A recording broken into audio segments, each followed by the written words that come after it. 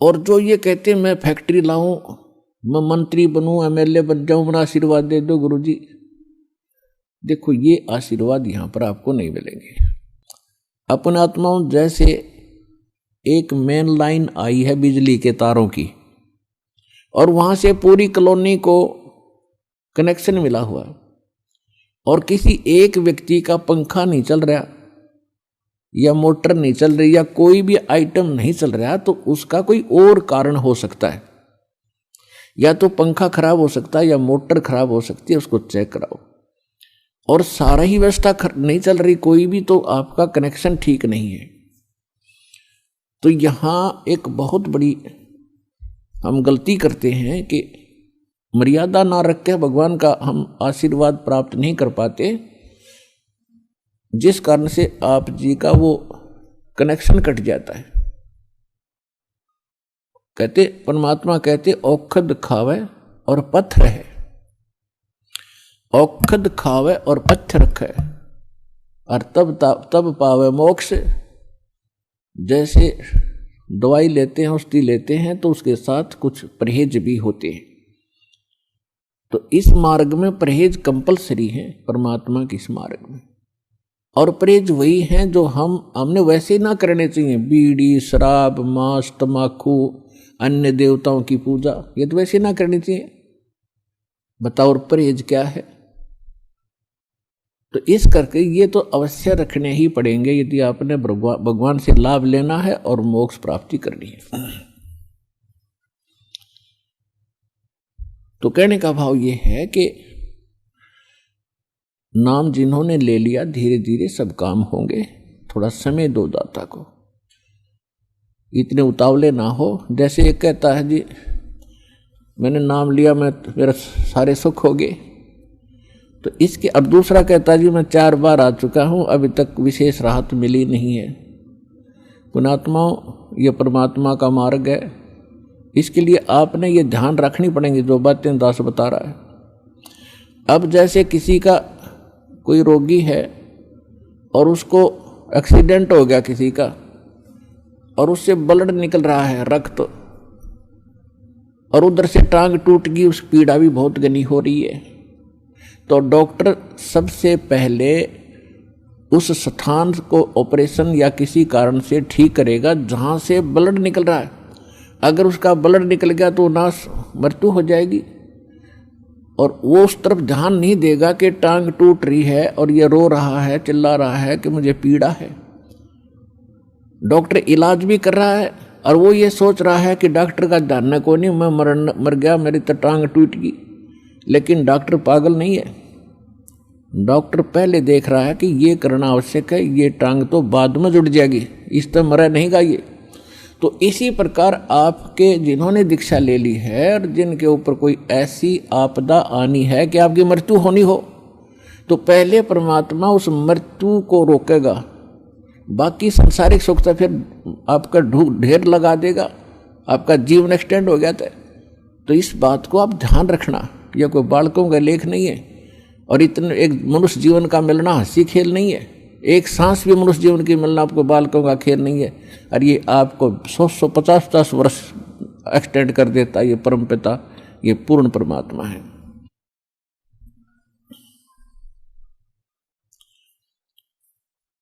तो पुण्यात्मा, इन बातों पर ध्यान रखना जो दास आपको गाइडलाइन बता रहा है। तो इस प्रकार जिनको राहत नहीं मिल रही है वो ये ना सोचो भगवान का ऑपरेशन चालू नहीं है। आपके उन संकट निवारण के लिए परमात्मा उसी दिन सक्रिय हो जाता है जिस दिन आप इस ज्ञान को पढ़कर या ज्ञान को सुनकर और हृदय से पुकार लेते हो, परमात्मा हम आपके हो लिए, आपके बगैर मुझे कुछ दिखाई नहीं देता है। और कब बुलाओगे उसी दिन से परमात्मा आपको अपना मान लेता है, क्योंकि ये आत्मा का साथी है, आत्मा इसका अंश है।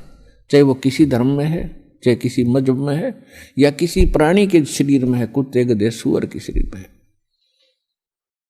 तो ये परमात्मा उसी दिन से आपको स्वीकार कर लेता है यदि आप हृदय से पुकारते।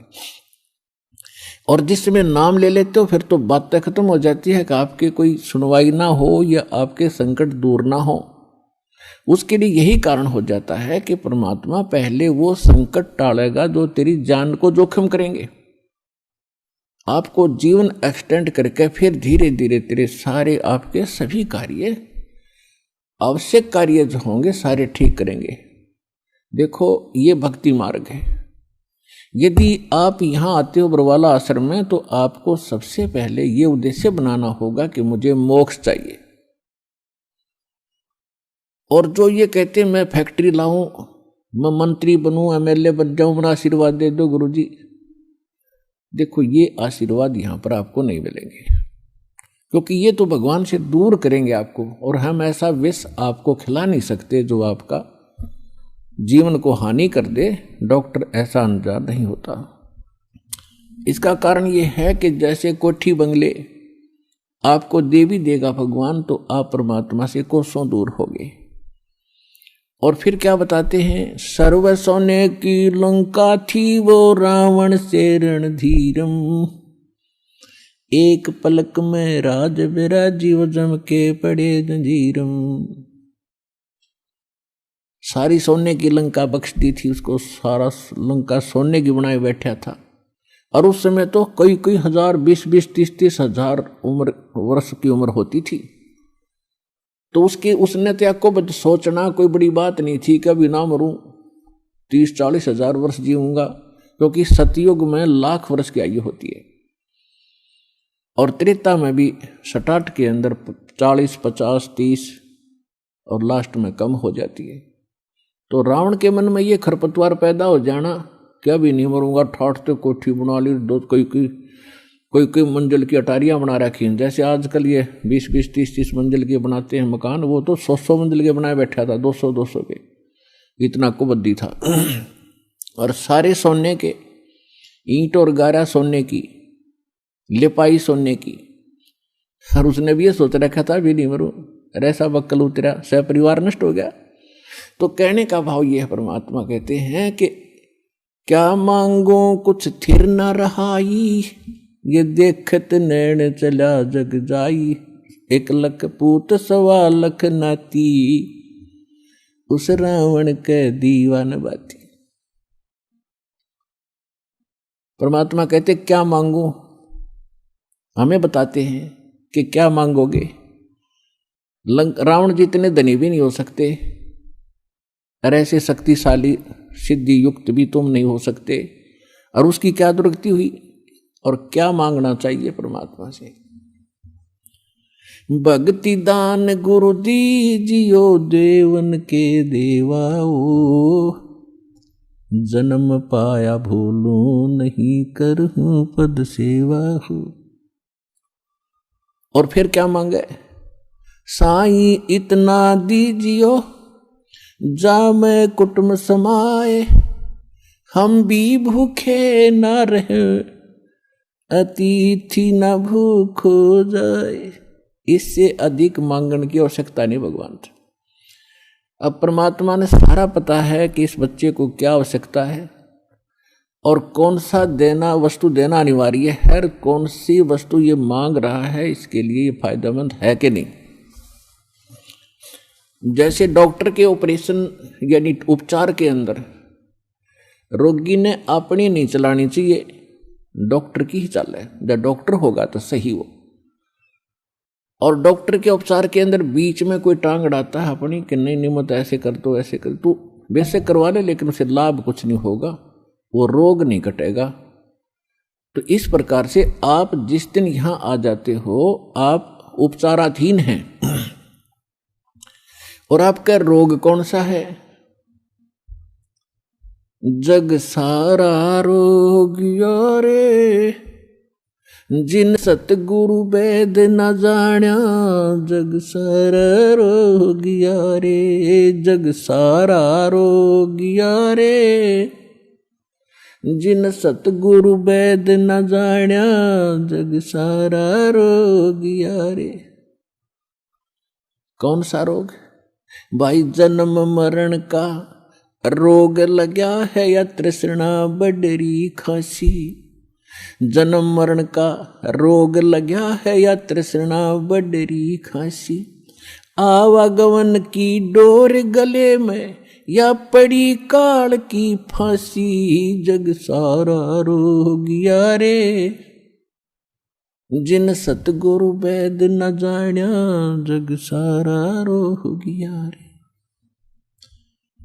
भाई देखा देखी गुरु शिष्य बन गे, किया ना तत्व विचारा, देखा देखी गुरु शिष्य बन गे, किया ना तत्व विचारा, गुरु शिष्य दोनों के सिर पे यू काल ठोके पंजारा, जग सारा रोगियो रे जिन सतगुरु वैद न जान्या, जग सारा रोगिया रे।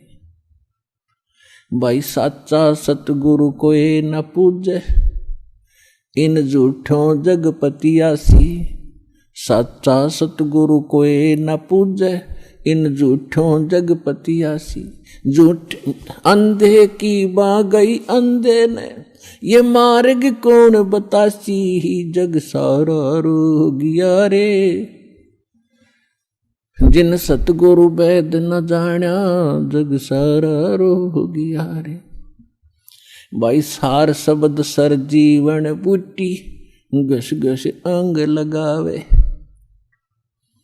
सार शब्द सर जीवन बूटी, घस घस अंग लगावे, कहे कबीर तुम सतकर मानो, ये जन्म मरण मिट जावे, जग सारा रोगिया रे जिन सतगुरु वैद न जान्या, जग सारा रोगिया रे। तो इसमें यह स्पष्ट कर दिया परमात्मा ने कि आपको कौन सा रोग है। क्या बताया कि जन्म मरण का रोग लगा है, और यह तृष्णा बढ़ रही खांसी, और आवागमन की, ऊपर जाओ फिर वहां से अपना हिसाब करा के नीचे आओ, मनुष्य बनो, गधे बनो, कुत्ते बनो, फिर अपना टाइम पूरा करो, फिर जाओ, फिर वहां से नेक्स्ट आदेश हो गधा बनो, फिर जाओ, फिर आदेश बनो कुत्ता बनो, मनुष्य बनो, देवता बनो, फिर राजा बनो, फिर गधा बनो। कहते ये आवागमन की डोर गले में या काल के कर्म की फांसी आपके लगी हुई है, और इसको केवल परमात्मा पूर्ण ब्रह्म सत्य पुरुष कबीर परमेश्वर के अतिरिक्त कोई ऐसा भगवान नहीं है, देव नहीं है जो इस रोग न काट सके। तो उसको काटने के लिए परमात्मा ने एक विधि बता रखी है, और वह विधि अभी तक छुपा रखी थी, क्योंकि परमात्मा का और काल का एक प्रॉमिस हुआ था, अनुबंध हुआ था। इस काल ने कहा था कि 3 युगों में, सतयुग त्रेता द्वापर में, हे परमात्मा आप थोड़े जीव निकालना, और चौथे युग कलयुग में आप कितने ही ले जाना। काल को पता था कि कलयुग में इनकी पिछली बैटरी कति डाउन हो जाएगी, पुण्य कर्म कति खत्म हो जाएंगे। सतयुग त्रेता द्वापर में, सतयुग त्रेता द्वापर के अंदर आप रहे हैं, और वो कौन सी आत्मा है जो सतयुग त्रेता द्वापर में, सतयुग से शुरू होती है मानव शरीर प्राप्त करके, वो आत्माएं होती हैं जो कभी इस कलयुग के इस समय में, जो आज आपको टाइम मिला है, ये बिचली पीढ़ी का समय यानी मध्य का समय है कलयुग का, सत्य भक्ति का।